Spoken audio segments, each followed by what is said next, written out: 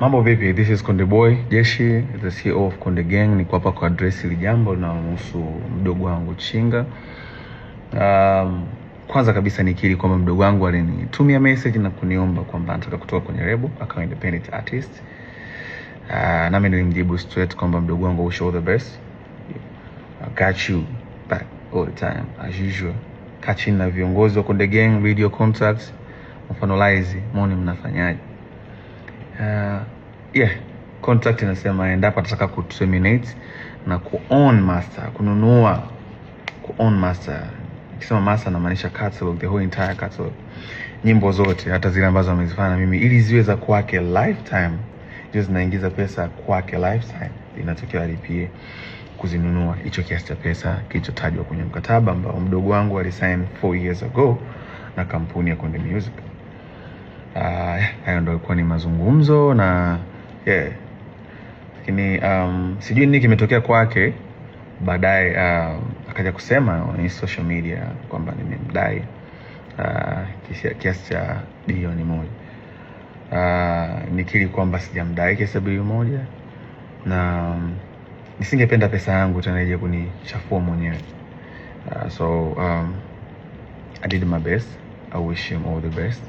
Nampenda sana, msupporteni sana. He's an independent artist from now on. Nikiwa naongea promoters, mkiwa na show mwiteni, fanye pata risk, aisaidie familia yake. Even though lengo tupate risk wote kama ilivyo mwanzo, as you know, ni biashara na tuko tukijitahidi kwa uwezo wetu kuwekeza ili kukuza career ya msanii ambayo itakuwa ni lifetime na kuchange maisha yake. So far tumshukuru Mungu kwa support yetu, tumeweza kufanikisha kuwaletea superstars kadhaa ikiwemo Chinga, kina Angela, Kili Chidi walikuwa kina Country Boy, na wao wote waliondoka hakuja kuwa na matatizo yote, na wote wana own master zao na for good and for peace. Hamna mtu yote mwenye malalamiko ya kudaiwa. So that's how we live by lifting each other.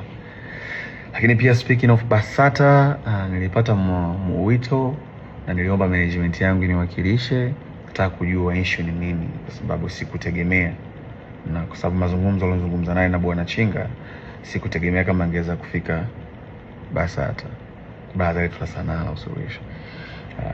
So niliomba management yangu niwakilishe, izungumze na viongozi wa BASATA kuona wanapataje mwafaka, lakini wakaniambia so far nisingeweza kuyashare sasa hivi.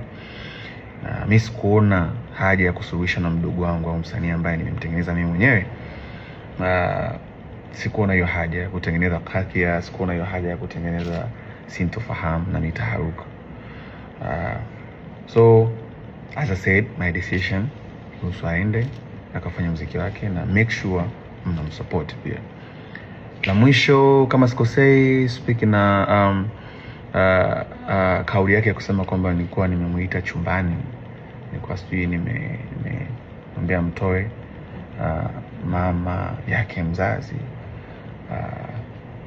It's sad, na sio kwamba sijui how it's tarnish image, na sio kwamba sijui kuna baadhi ya watu wanaweza wakaamini kwa ni kweli, lakini sina namna. Mtoto akinganyea mkono huwezi kukata, utafanyaje?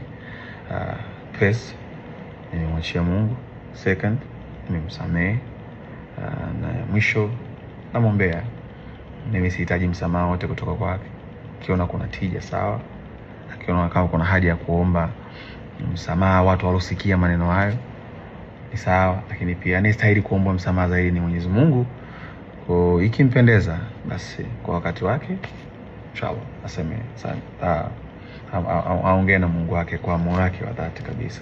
Naamini itamuongezea baraka zaidi na atafika mbali zaidi. Kwa upande wangu mimi sina shida kabisa, na yeye ni my brother na si ataendelea kuwa my brother. Konde Gang nyumbani kwake because Konde Gang made him. Kwa hiyo wish him all the best. So kwa kusema hayo, nashukuru sana kwa kuendelea kuisupport Konde Gang. Nashukuru sana kwa kuendelea kutunga mkono siku zote. Kuna superstars kibao wanakuja. And thank you so much for your time watching this. And Konde Gangs for everybody. This is Konde Boy. All love.